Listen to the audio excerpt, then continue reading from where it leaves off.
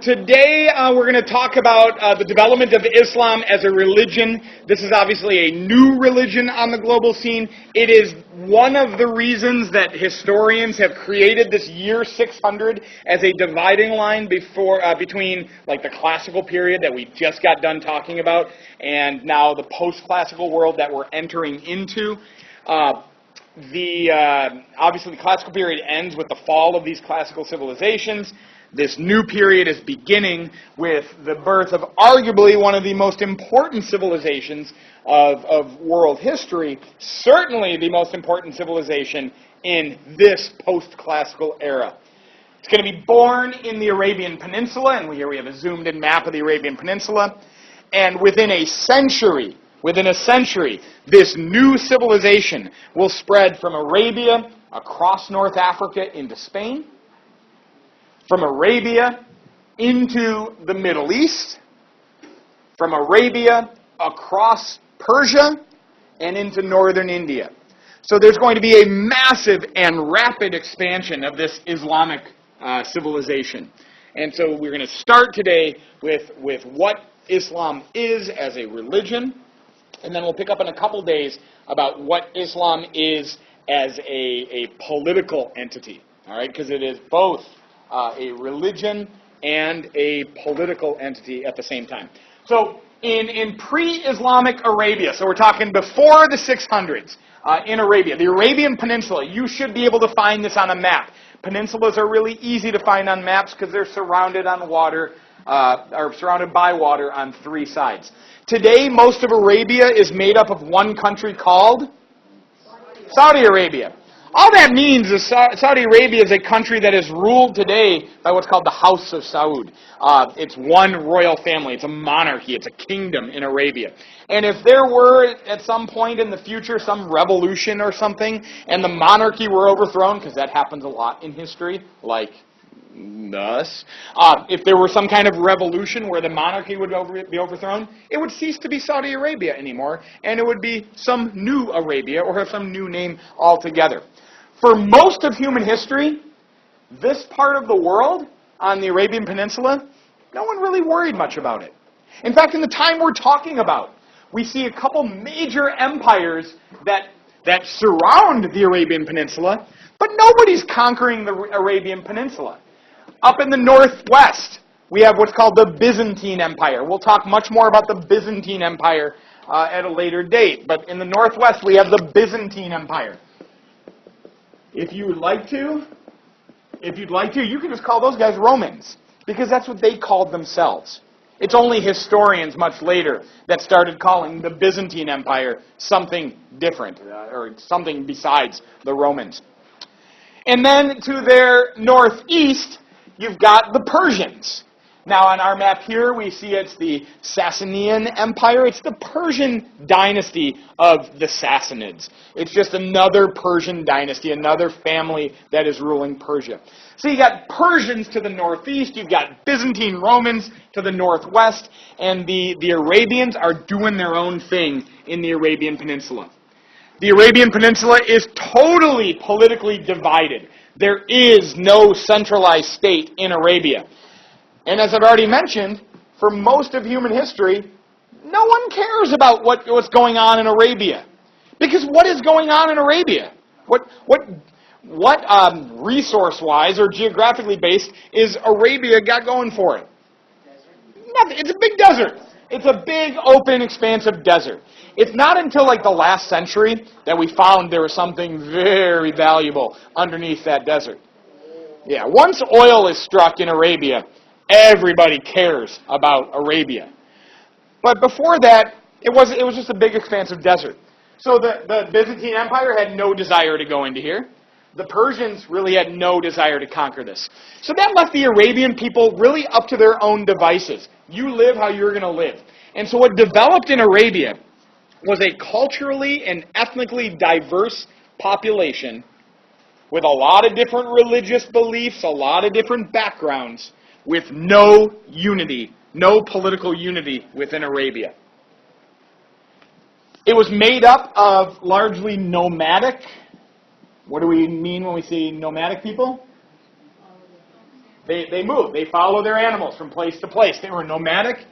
And the majority culture is what we call a Bedouin culture. O-U-I-N. O-U, just one I, N. A Bedouin population, a Bedouin culture. So the nomadic Bedouins of Arabia were the dominant culture. But mixed in amongst the Bedouins were Jews and Christians, some Zoroastrians, like the Persian religion. There's all kinds of different things going on. The Bedouins, most of the Bedouins, they were polytheists. Many gods. Many gods. They worshipped many gods. And one city in particular for these Arabian peoples that worship many gods was truly important, and that's the city of Mecca. If we look back at our map, you guys can't see that. I got to do it here. If we look back at our map really quickly, the city of Mecca is right here, not far from the Red Sea coast. There's Mecca. Today, the word Mecca is in our English language as a place that draws people in for one reason or another. We could say like Orlando is a Mecca for family entertainment, right? Hollywood is a Mecca for the film industry. Nashville is a Mecca for country music, a place where people would want to go to. The picture you see of Mecca right here, this is thousands of worshipers. These are people in concentric circles spreading out.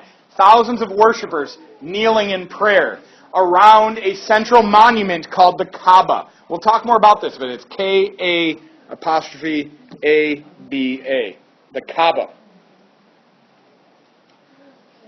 Before Islam, the Kaaba was a shrine where various people believing in various gods could go and worship those gods.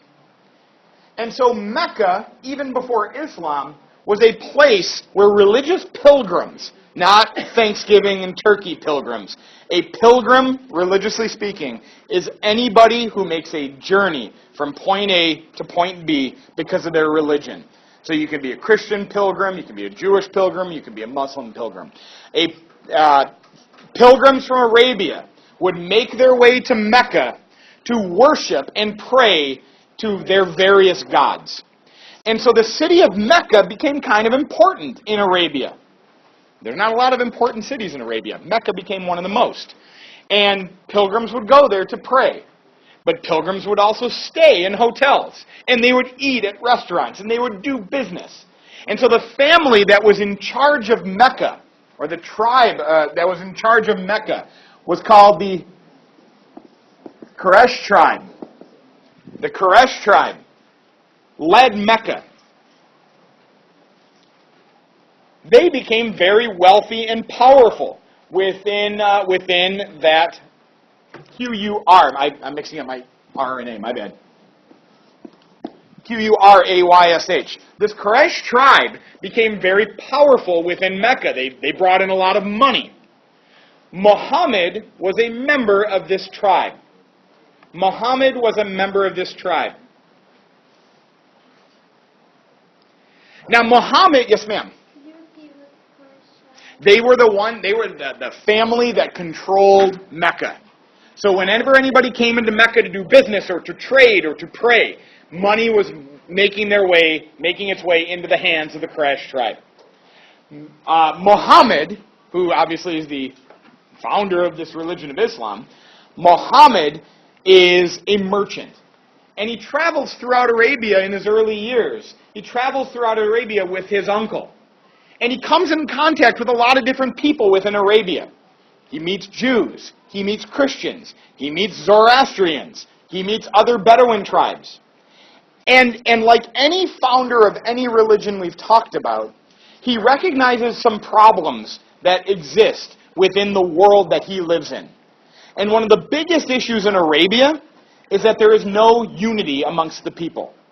People are constantly fighting in their clan or in their tribal squabbles. If your grandfather's grandfather's grandfather messed with my grandfather's grandfather's grandfather's goat, I would never like you. And our families would have beef that could travel through generations. All right? And this created a lack of unity in Arabia and ultimately weakened the Arabian Peninsula. Muhammad's not going to like this very much. In the year 610, Muhammad, in the city of Mecca, there's Mecca down here, Muhammad will have what we say is his first revelation from God. Muhammad has his first revelation. A revelation is something is revealed to you. And for Muhammad, it is revealed through an angel.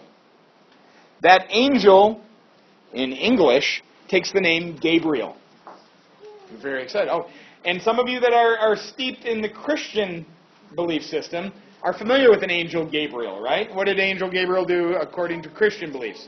What's that? Very good. He's the one that said, Mary, you are going to have a baby, and Mary's like, no, that's not possible, and the angel says, it is, and poof, she's going to have a baby. That's what Christians call the Immaculate Conception. Yes? Mary is the mother of Jesus. Thank you for asking that question. Mary is the mother of Jesus.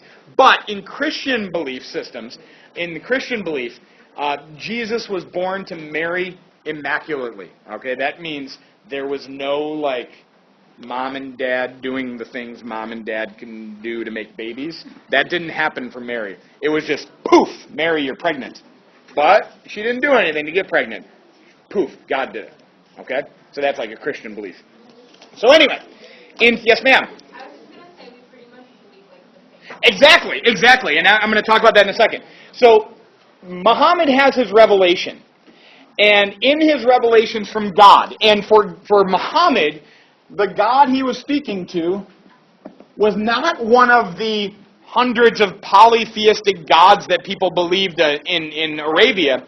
It was just God. And the Arabic word Allah is just the Arabic word for God. And there's only one God. It's the same thing that Muhammad, or the same thing Abraham would have been told at the beginning of the Jewish faith. Because that one God that Abraham prayed to is the same one God that Christians believe in, and it's the same one God that Muslims believe in. So all this Muslim God is a continuation of the earlier traditions. And it's changing it a little bit, though. Because according to Christian belief, Jesus was the Son of God coming to earth to absolve humanity of their sins. According to Muslim tradition and Muslim belief, Jesus was one of a number of prophets of God. Going back to Abraham, through Moses, and eventually down the line to Jesus. Muhammad, according to Muslims, is just the last of these prophets.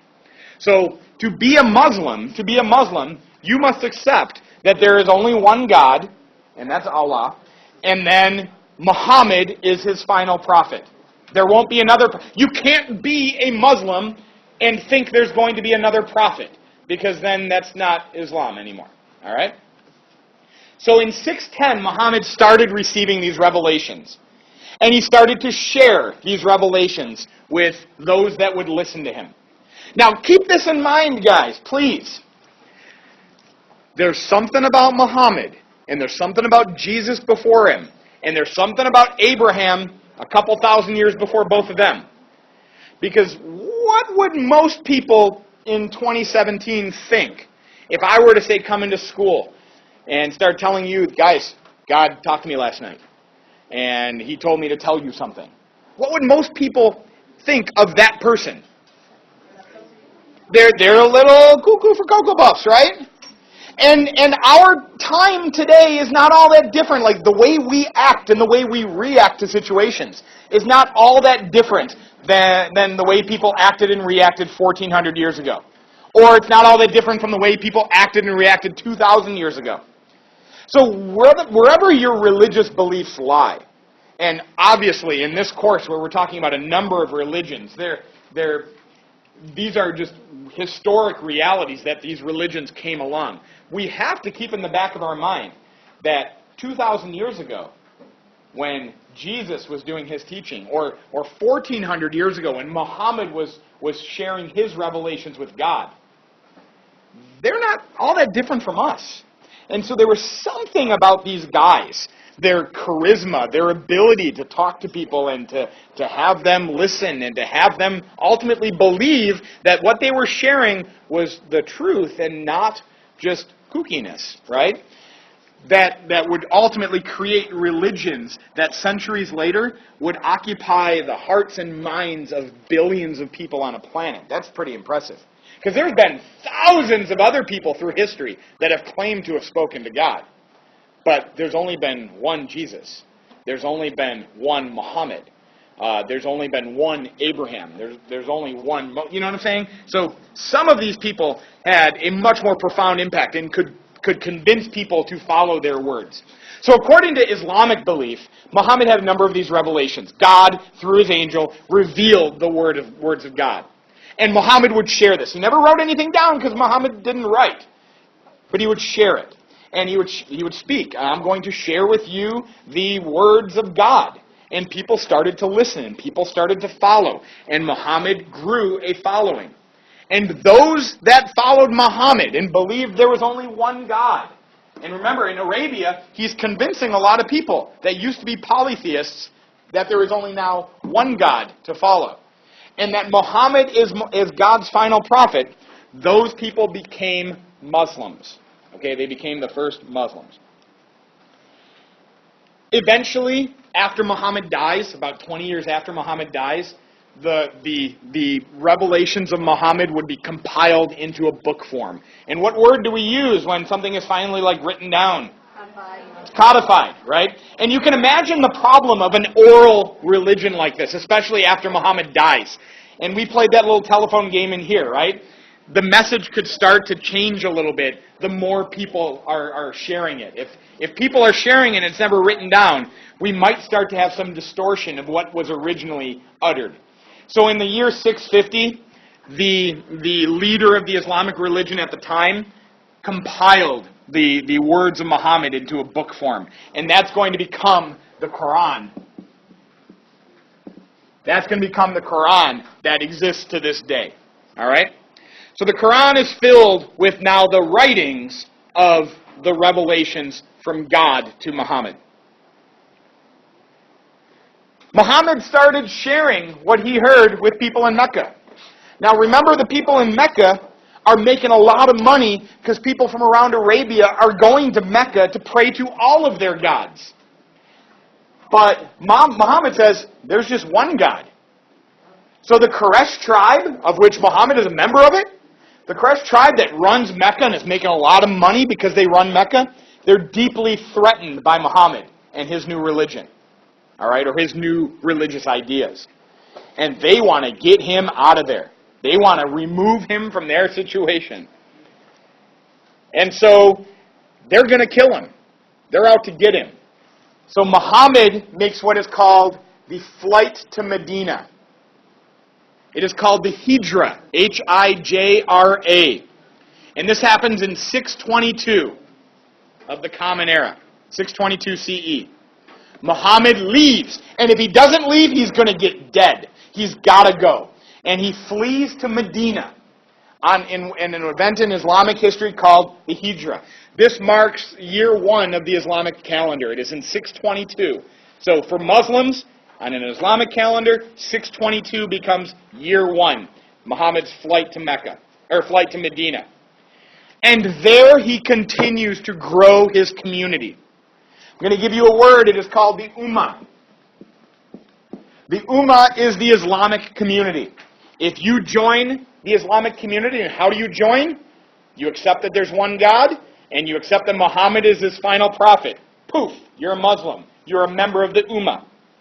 Living up in Medina, the Ummah grows. More followers join in. This creates a community that had never existed in Arabia before.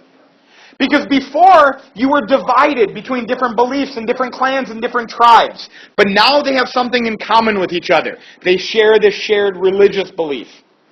And within 10 years, by 632, Muhammad's community had grown large enough that the Ummah follow Muhammad back to Mecca. They return to Mecca. They make what's called a pilgrimage to Mecca. Now, the Quraysh tribe that's in charge of Mecca, they're still not fond of Muhammad, because Muhammad wants to bring down the religions that bring them a lot of money. And so there's a battle. There's a fight. And Muhammad and his followers win that battle.